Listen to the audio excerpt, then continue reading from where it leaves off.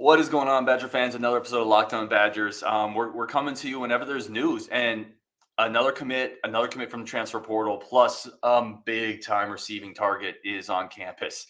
We got to talk about that. Do we have revised predictions for this team? A lot to get to on today's Locked On Badgers. Let's go. You are Locked On Badgers, your daily podcast on the Wisconsin Badgers. Part of the Locked On Podcast Network, your team every day. What is going on, everybody? Welcome to Locked On Badgers, your team every single day, multiple times a day, occasionally, it looks like. Really do appreciate everybody tuning in, everybody commenting on the show, everybody helping this community build up. I'm going to bring Rajiv and Justin on here. We're going to talk about, really, this is more of a free-form show, so I don't know if we're going to do this every Friday, but I've been kind of playing around with the idea in my head of having kind of just a live free-form show where people can comment, and it can be more of a free-flowing discussion with whatever people want to talk about, and less of an agenda by agenda thing. So let me know in the comments how you think it works, if you like it, if you don't, because if you don't like it, we'll stop doing it. The goal is to always make it better for y'all, but that's what we're trying today. Rajiv, Justin, thank you as always. Good to be here, man. Good to be here. Anytime, man. All right, so let's do this. Kick it to y'all. I had a show yesterday. I talked about Varner. I talked about some of what Phil Longo had to say. I didn't get into Tressel. I haven't got into Huber because he just committed. But I want to give you guys the floor. Again, free flow Friday. Justin, start with you. Like anything that you want to get off your chest or really start with here. Well, there was a topic that we were talking about offline that I want to get into in a little bit, but first I want to talk about the guys that we're bringing in here and what we're looking at and how many bodies we're looking at. On the current visit for today, we have CJ Williams, we have Quincy Burrows, and we have Will Pauling, 3 wide receiver targets. There's been talk that we might be looking at 2 of them out of this. I'm not sure. Obviously, the guy to look at here is CJ Williams. He is 1A with a bullet. This guy would be the highest rated wide receiver recruit Wisconsin's ever brought in. He was a 97 composite, just not getting enough reps at USC. He's a very talented kid. I actually think it's pretty impressive that he got 4 catches for being a kid who's a true freshman with that wide receiver room. But this is a major target for Wisconsin. And this is when people say that Wisconsin can't do certain things, that we look at it and we say, I respectfully disagree that Wisconsin can bring in weapons. And we have yet to prove anything on the field. And if you can bring in a guy like CJ Williams without even actually putting this offense on the field, it tells you all you need to know about recruiting for Wisconsin. I want to just talk about a little more big picture stuff. I think that, I'm sure everyone listening to this show is as excited as we are, but I am just over the moon right now. The fact that we're talking about CJ Williams, an amazing wide receiver recruit coming to Wisconsin, and I haven't had a chance to talk about Tanner Mordecai on this show yet. And that is a different level. We're not talking about, look, we look back to Russell Wilson, and that wasn't a quarterback that we were just so pumped about getting. Tanner Mordecai has thrown for over 7,000 yards in the last 2 years. This guy is a bona fide pocket passer with a ton of skill, and he's going to be our starter next year.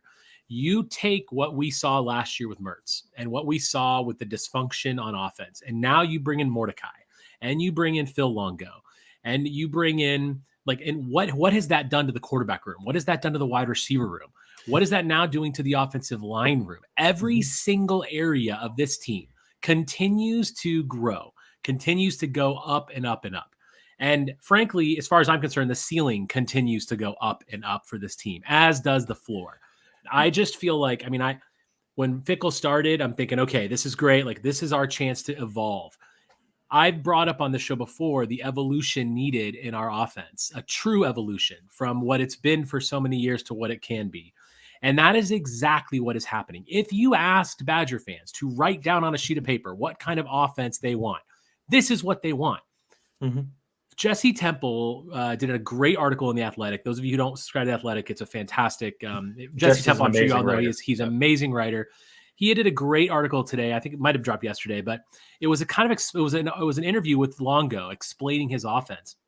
And he talked so much about building upon the strengths that Wisconsin already has. He's going to run the ball, but in one of my favorite quotes, and I'm not going to, don't quote me, this is not verbatim, but he talked about how balance to him is not just 40 runs and 40 passes. Mm-hmm. Balance to him is spreading and distributing the ball to all of his skill positions, right? And like he is going to take what we already have in Braylon Allen and Ches Malusi and Chimere Dike and Skylar Bell, add to it, and now open up gaps and open up running lanes for them, open up passing lanes.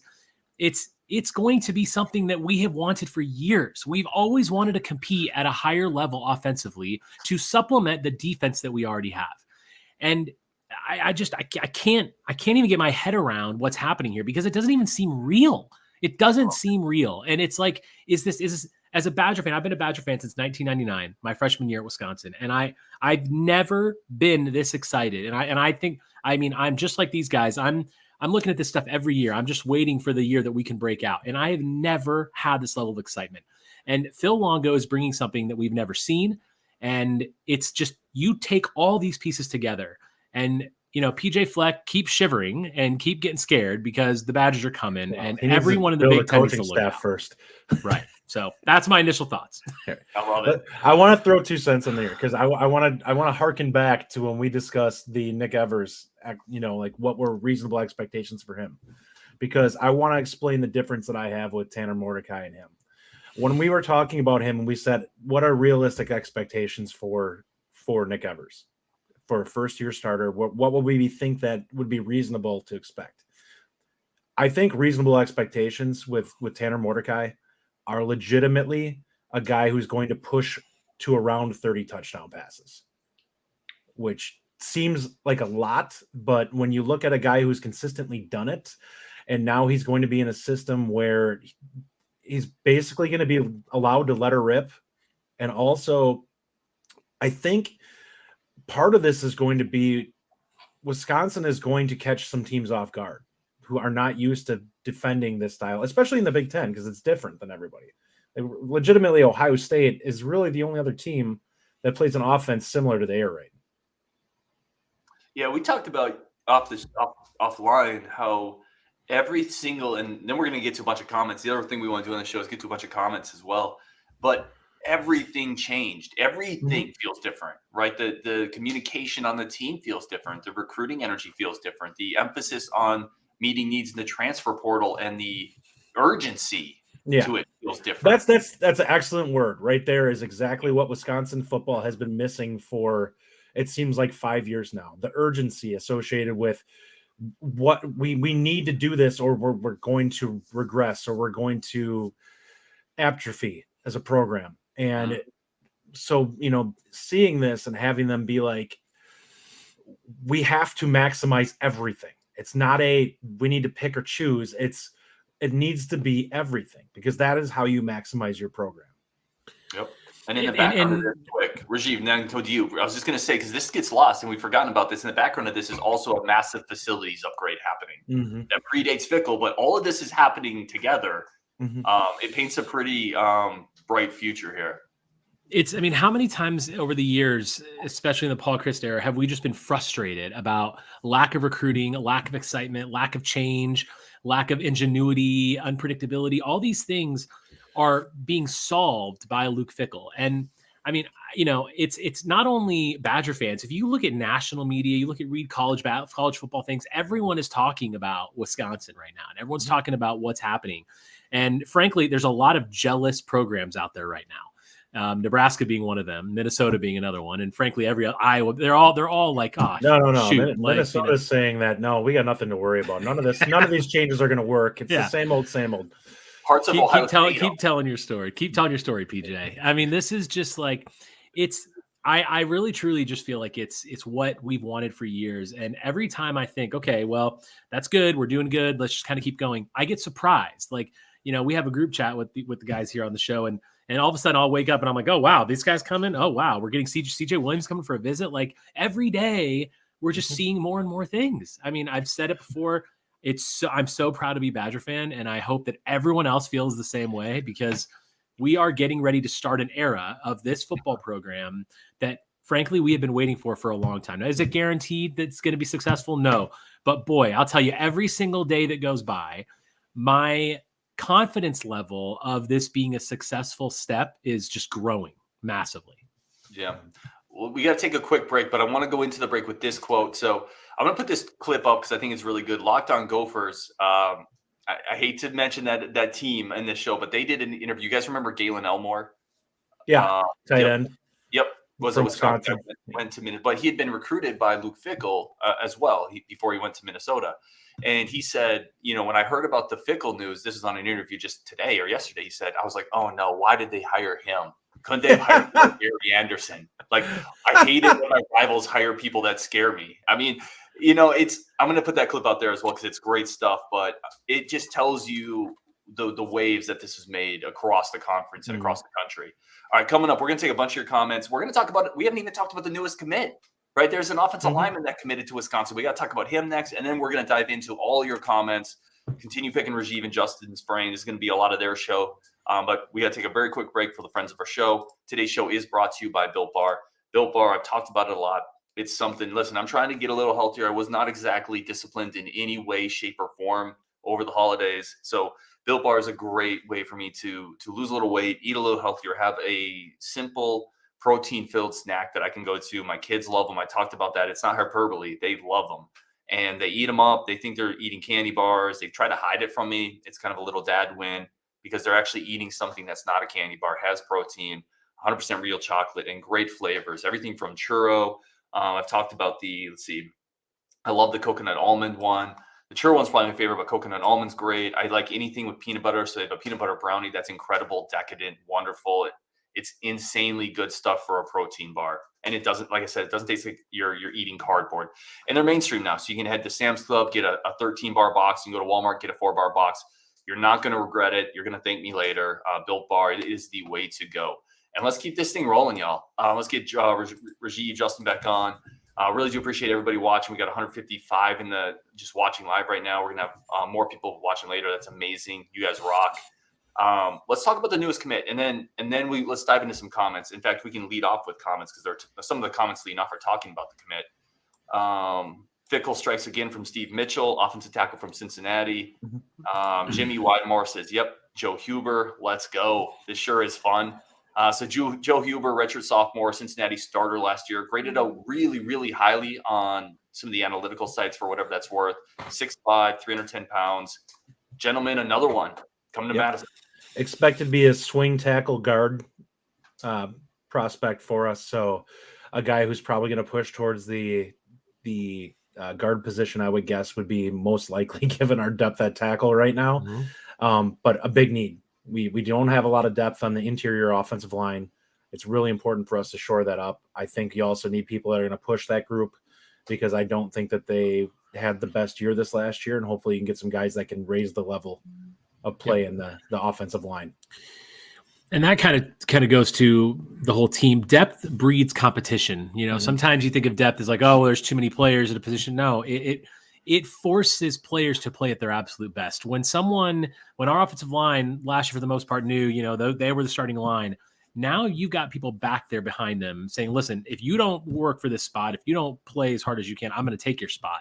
And that is something that's always it's not really talked about as much. And that competition is going to really elevate what's happening. We saw the line have ups and downs a lot this year. And, I know that's kind of when you look at the skill positions that we were building, we've got a lot of depth there. We've got a lot of skill in the room. We've got good running backs. The offensive line is kind of that question mark, but is it really a question mark? When you add Huber to the guys we already have, and especially when you have a new offensive coordinator and the new system, I feel like this line is going to really do well. And and frankly, we need more. We need more depth. And I think that the competition is really going to strengthen. And Huber is such a good add. I mean, the fact that he can play both tackle and guard, which is such a nice plus. And obviously losing Tippmann is a big loss for this line. But overall, I think that the more depth you have breeds that competition. He's going to be such a good add to the team.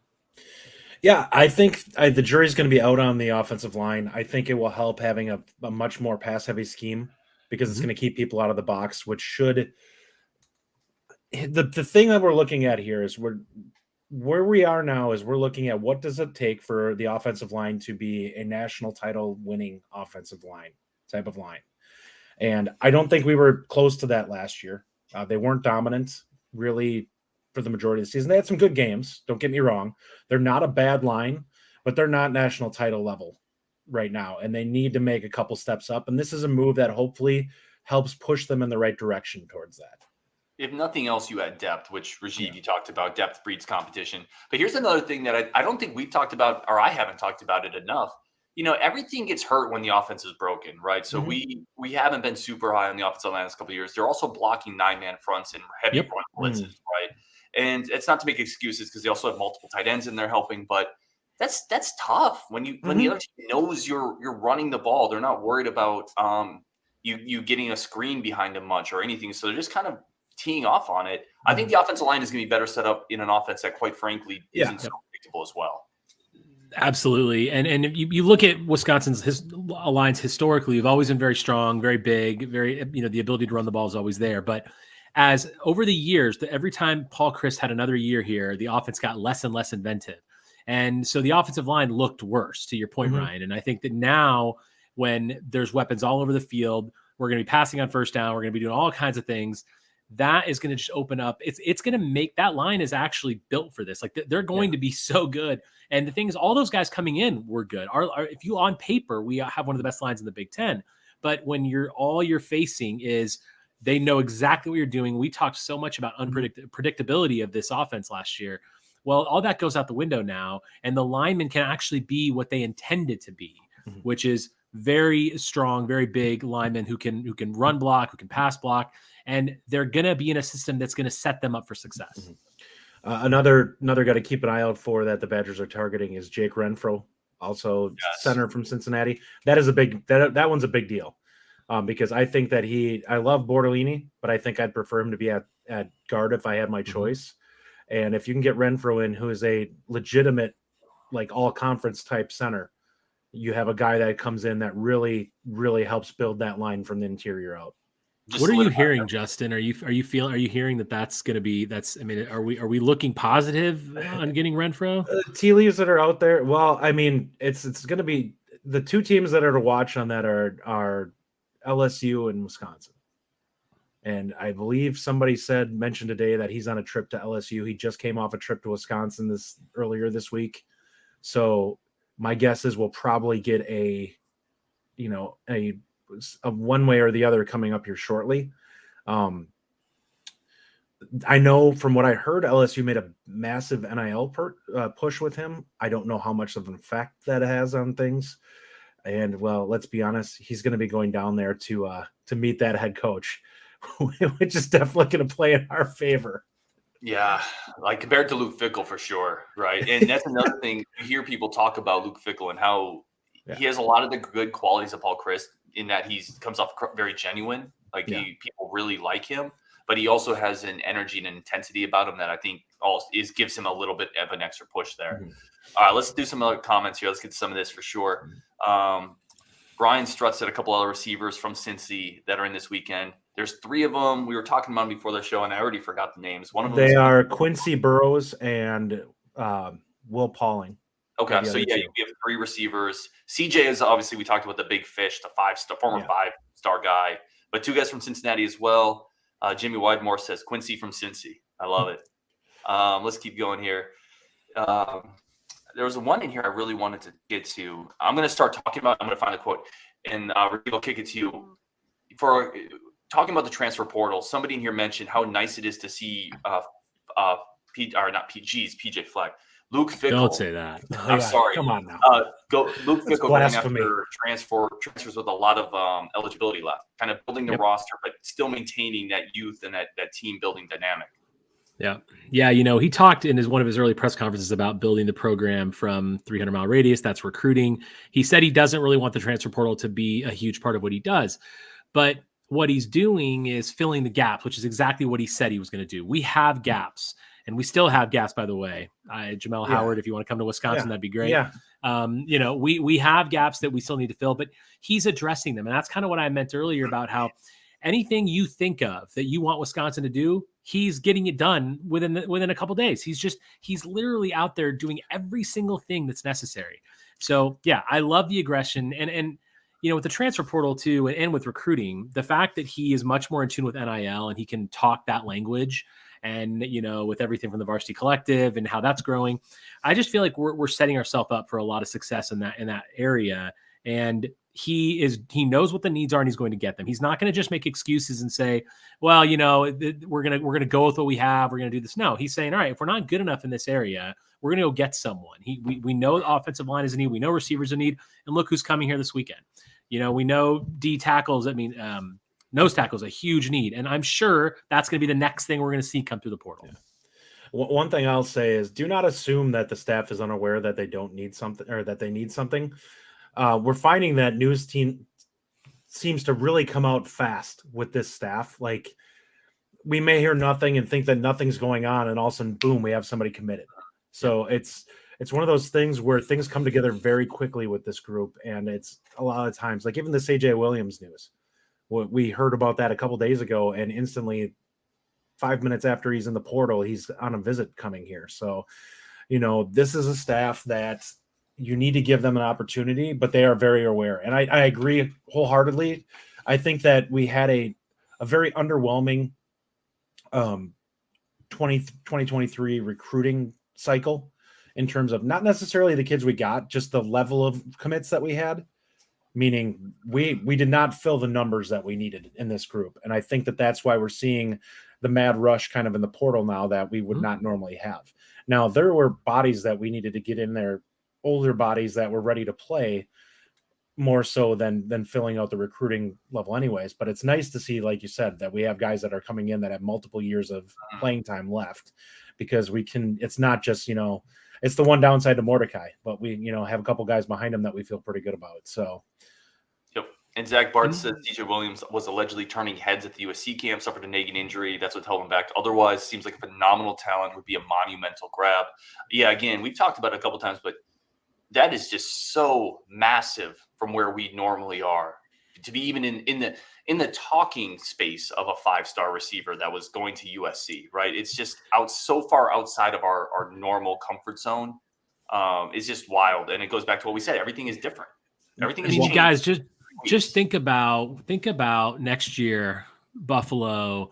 Just think about the game, right? We've got 3 wide outs where first play, we've got 3 wide receivers split out. We've got, CJ Williams, Chimere Dike, Skylar Bell. We've got Braylon out in the backfield. We've got Tanner Mordecai under center. I mean, you compare that to game 1 of this year, and where has this program gone? What is happening?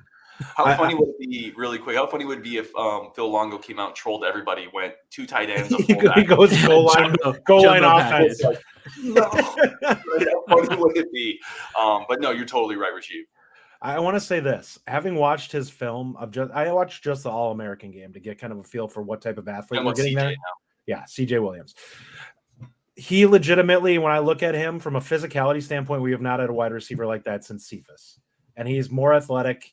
I think he's probably a tick faster than Cephas is, and I think he's shiftier and more fluid than what Cephas was. So if what we're getting here is an upgraded Quintez Cephas, that tells you all you need to know. He would be our number 1 the day he walks in the door. Well, an upgraded Cephas is a 1st or 2nd round pick, which is exactly what you need on this team. All right, we got to take one more quick break and then a bunch more comments we're going to get to.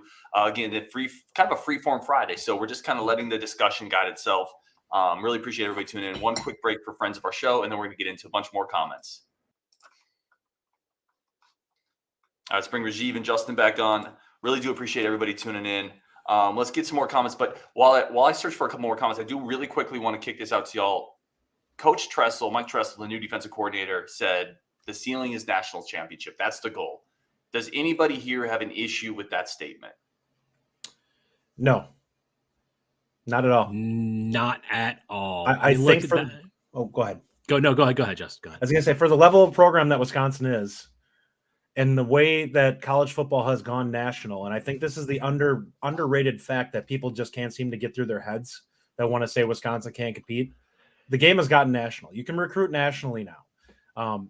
It's going to take more work to do it at a high level consistently, But the simple fact is you can go everywhere looking for talent now, and your program has a much more accessibility than it had 10 years ago for people to be aware of you and who you are and what you do. So it's just a different world. Like Wisconsin can definitely do that. Are they going to have to work harder than certain programs? They definitely are. They're going to have to really bust their butt on the recruiting trail. They're not going to have people fall in their lap like Alabama, Clemson, and OSU, who have that, that name cachet that they can get out there and be like, this is what we do. Wisconsin's going to have to earn it. Yeah, I mean, and I have nothing wrong with what he's saying. And look, that's what we want. That's what we want as Badger fans. That's the next step for our program, which we haven't been able to achieve. And, like Justin said, the recruiting opens up, and also Luke Fickell opens that up because the face of a college football program is that coach, right? That's the name that sticks with you year in and year out. And he's got to be one of the most exciting coaches in the country pre coming to Wisconsin. I mean, he's been that guy that, USC's wanted, other big schools have wanted. Everyone has wanted this guy. And there isn't a college football program in the country, sans maybe 4 or 5 of them, that would not take this guy as their coach. So he automatically elevates that level. I saw this comment earlier from Corey. I love this comment. I just feel like I agree. I mean, Capital One bowl victories, that's not what we want. I mean, we've had that already. We've had the years of almost getting to the CFP and winning the Big Ten and getting pummeled by Ohio State. We've had all that. Now it's our turn to be the next Clemson to take that next level. And yeah, there is no reason we can't do that. None whatsoever. And I'm all about Mike Tressel putting that out there and letting the players know too, that this is now the level of that we expect, right? Like this is now, like, if you're going to come play at Wisconsin, you're not playing to beat Iowa, beat Minnesota, and then hopefully win the West. Yeah. You are playing at a different level. If you're going to come and play, if you're going to come in the transfer portal, you're going to be recruited. It's a whole different level of expectation. And that's setting the tone for our program. Yeah, 100% agree with both of y'all. I talked about it a little bit yesterday, so I won't belabor the point, but I'll just repeat a snippet of what I said. If TCU can make the national title, then that's certainly within Wisconsin's scope of ability, right? And they're at currently, based off of the blue chip ratio, they are currently effectively at a total wash with Wisconsin in terms of where they are from a roster composition. And I think that Wisconsin's actually going to go up going forward. So TCU will as well if you've seen them. Yeah, well, yes, but I'm saying for both teams, it's going to get easier to reach that level because you should have theoretically more talent on hand. Yeah, I mean, it's a mentality thing though, and I love that they put it out there. Like saying that that's our goal and that's the ceiling is not saying that's what we're going to do next year. Like there's a difference, and people get hung up on that. That's not saying, oh, we all think we're going to win a national title. It's easy. No, it's acknowledging that there is an ultimate goal, though, and there's work to do to get there. And if you never establish that ultimate goal, then what are you even working towards? It's refreshing, quite frankly, is what I would say. And Rajiv, I think that's kind of what you were saying too. It's refreshing. That's what Corey D's saying. I had dinner last night with a guy from my company who is a hardcore Ohio State fan and has been for many, many, many years. And, he said, some of his friends that he's been talking to, he asked me about what I thought about Luke Fickell. Obviously I was going crazy. And he's like, yeah, Ohio State fans kind of feel like, okay, now Wisconsin's the next big player in the conference. Like they recognize it too, because they know what his potential is and what he's done. And I just feel like it's just like, we're playing on a different level. Yeah. Yep. And Jason Geldon says it's okay. I love his little comment here, especially the end part. Jason Geldon says it's okay to talk about national championship expectations at Wisconsin. It's not taboo anymore. Like it doesn't have to be like I said in the other show. It's not like Voldemort, the thing that you won't talk about. Like it's okay to say the name, national title. This is an interesting question. I want to kick it to you guys. Scott N says, I think Alvarez started with the goal of winning the Rose Bowl, and we just kind of got stuck there. Mm-hmm. Now he was coming into a different program and it was a different era, but that's an interesting comment. Yeah, I think it's like steps, right? So we were bottom of the Big Ten for so many years. Alvarez steps up his first day and says, we are going to win at Wisconsin and we're going to be successful. And he did exactly that. He turned us into a program that basically hit their ceiling of Big Ten championships. That was our ceiling for many years.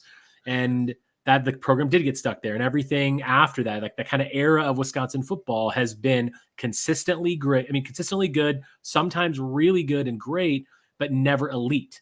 And so that's where we've been. And now it's about taking that level and building one on top of it. And that's what Fickell brings that Alvarez just couldn't. But look, I love Barry Alvarez. He did so much for this program, but now it's that next level up. Yeah. See, I don't think that we've necessarily I feel like Wisconsin's been a very dark horse national title contender previously. If we look at it, there's been a couple of years. Wisconsin losing to Cincinnati back in the 90s cost them a shot at playing for the title. 99, Wisconsin in 2010 losing to Michigan State cost them a chance at playing for the national title. So, I mean, they've had opportunities to be in that, playing at that level and getting into that game. But the difference is we lost those games, and now we have the potential to actually get past them. Yes, exactly. They're going to be a better equipped, more well-rounded team, which going forward is the goal. I mean, if we look at it quite honestly, the most well-rounded offense we've ever had was the Russell Wilson year. Unfortunately, that year it was also one of the weaker defenses we've had in the last 20 years. So, the two things did not come together. Now, this is where bringing in a higher level of talent overall across the board makes a difference. If you have strong staffs on both sides and you're bringing in a better talent, if the chemistry's there, things have an opportunity to come together on a more consistent basis for you to play at a high level and to really push for these things. And that's what's happening at Michigan right now. They really didn't upgrade the talent level there. They just got, everything kind of was fine-tuned a notch and got in the right direction so that it's all kind of working in unison. Well, I would say, though, they got the quarterback right. They did.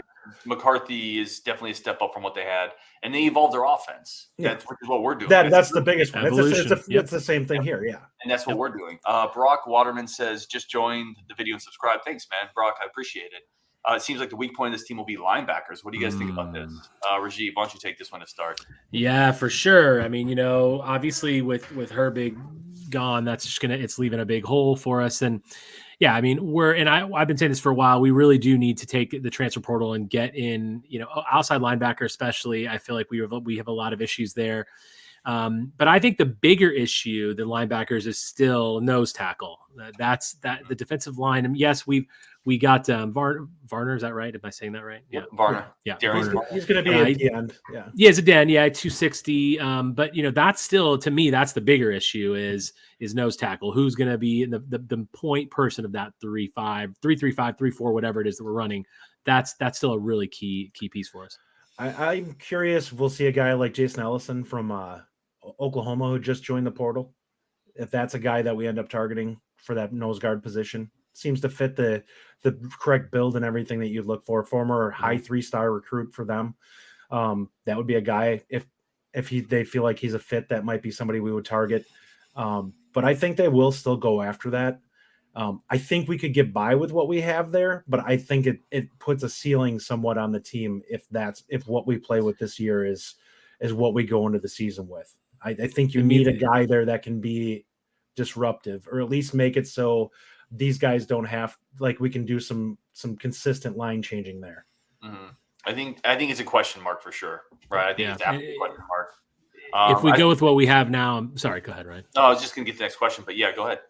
If we go with what we have now, like Justin says, I just feel like that means we're going to have to, air raid's going to have to outscore people, and time, it's going to hurt time of possession because teams are going to be able to run on us if we don't shore up that nose tackle position. That's my opinion. I think it will hold up for most of the teams we play, but the top end teams are going to be a problem because I don't think we have the defensive line for that.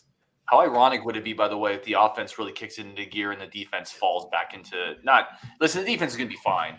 It's not going to fall into mediocrity, but it could definitely take a step down into the 20s. That wouldn't shock me. Yeah, right? There's going to probably be more production against them because if we do pass and run the ball, like, listen, if we bump up 7, 8, 9 points per game, which is a reasonable, possibility there, we average 27 this year? Around that, less than that, right? It's maybe 26. Yeah. If we were in the 26 range, then that means a 9-point bump from that puts you at 35 points per game. I feel like that if you have a good offense in college football, that's the starting point right there. And I'm talking good to great. I'm not talking like, hey, they're a solid team. I'm talking like if you're going to be looking at a team that is a dark horse national title contender, you need to be able to score at that clip. You need to be closing in on 35 and above to be considered that type of offense that is scary. I think we're going to get to those numbers this year, by the way. Let's get to some more comments here. Obviously, there's a couple comments about playoffs are going to be 12 teams, so we're going to get in there much more regularly. That's for sure. Jake Reno, I'm probably mispronouncing that, Jake. I apologize. He jumped on. So I love this dude. He jumped on the Badger bandwagon because he has some type of connection to Luke Fickell, and he's been all Wisconsin since then. I think he's a former Ohio State fan. Nice. I love it. So Jake, man, keep commenting. I love it. Bunch of comments about Jamel Howard. What are you guys hearing about our chances of Jamel Howard? For those who just need a very quick refresher, because a bunch of stuff has happened, Jamel Howard is 320 pound, 2023 high school recruit out of Illinois, originally committed, decommitted after the coaching turnover. It sounds like it's us or Michigan, and I don't have anything beyond that.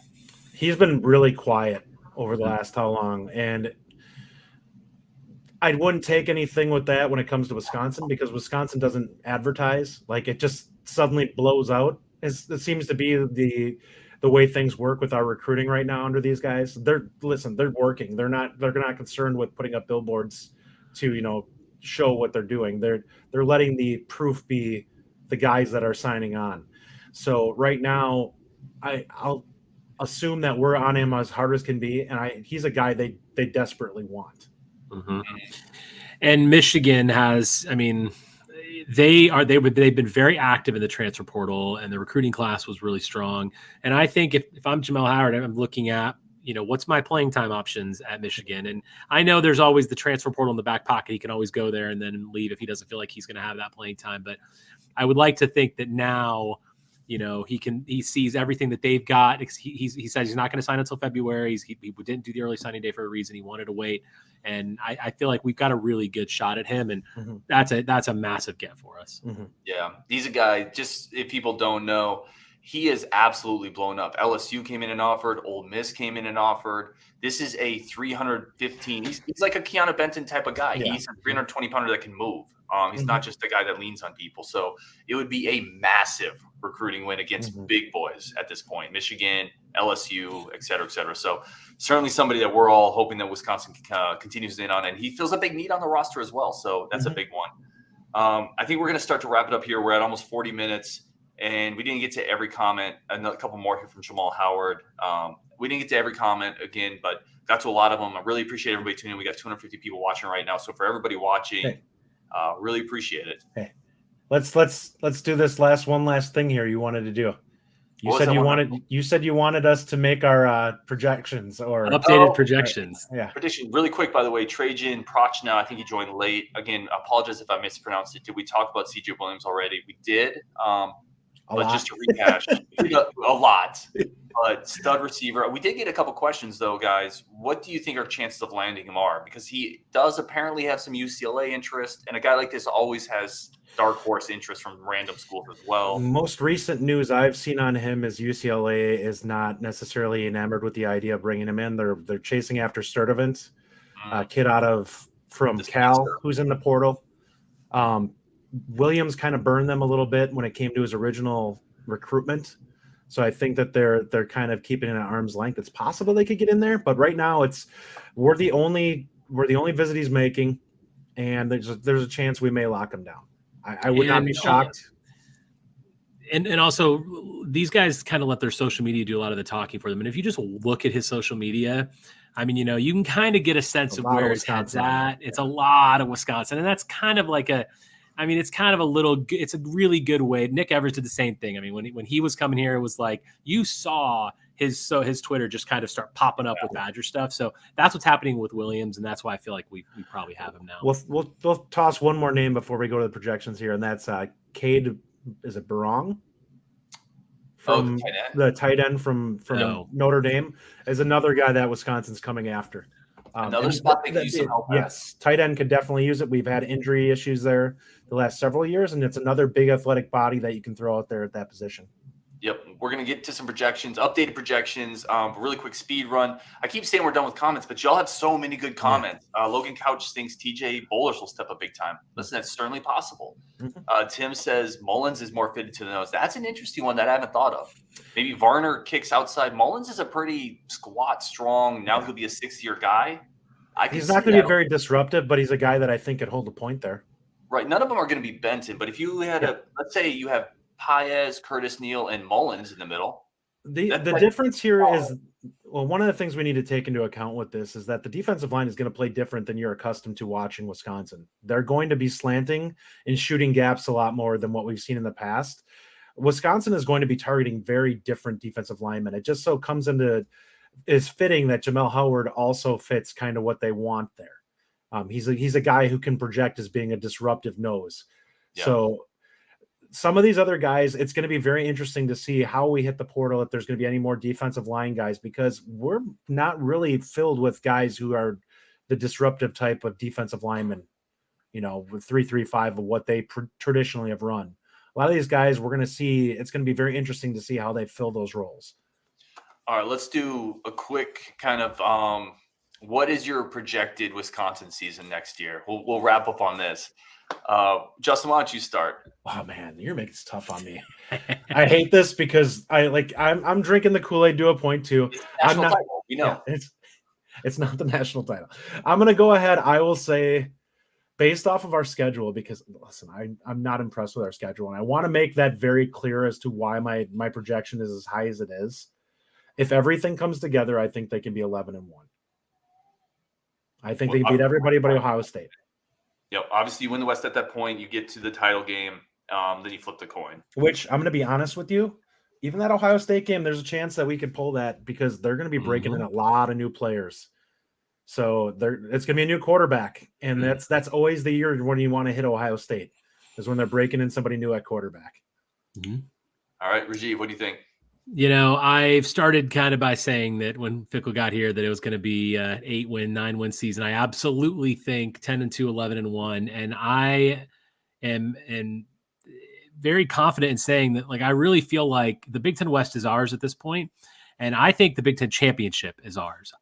We are doing things that other teams are not doing. All right, look, Michigan's about to lose Jim Harbaugh to my Indianapolis Colts, hopefully, and so let's just cast them aside.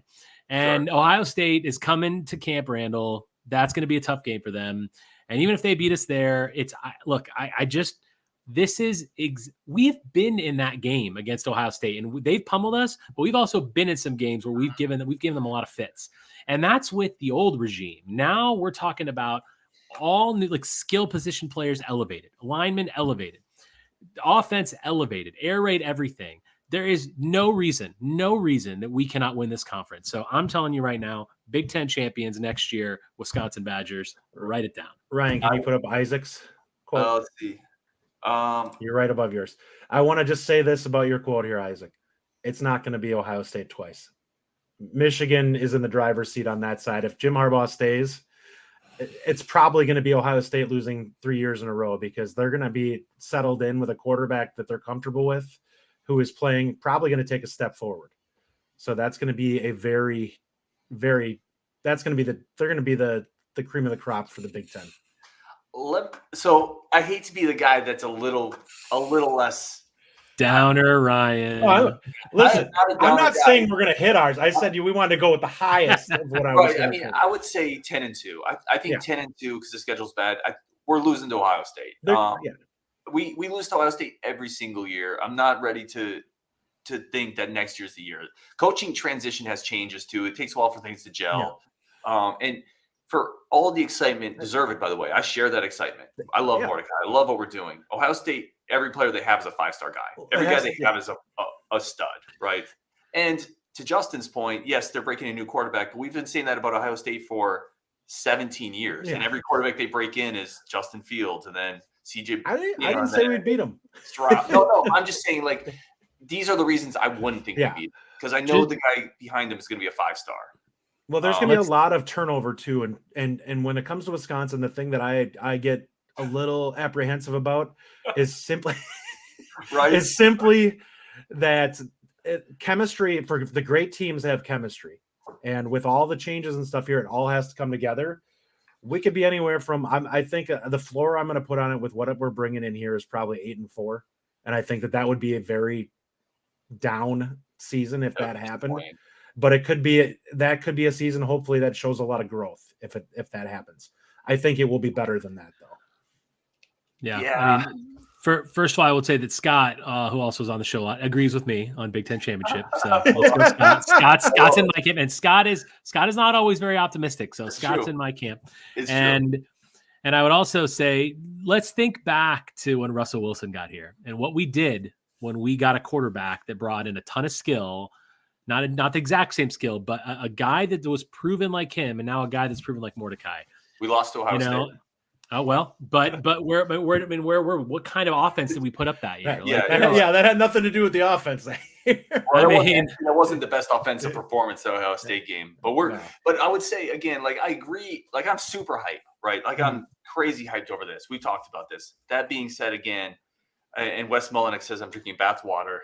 Great, but I just think that we haven't seen on the field. I think bringing an entire new coaching staff is going to cause some growing pains, right? I think there's going to be some issues there. Ohio State's still a monster. Like, let's be real. They're still a monster. We haven't beat them in 11 years. I'm not ready to say next year's the year, but I will say this. I certainly think the days of us getting every other year Ohio State pounding us, I think those days are over, right? And that's actually a pretty good feeling. Like last year's Ohio State game was friggin' miserable. I think those days are completely over, and I'm excited for that. So anyway, we are at 45 minutes. I appreciate everybody so much. Isaac Zay said somehow Northwestern's going to be a problem. That would be such a Northwestern.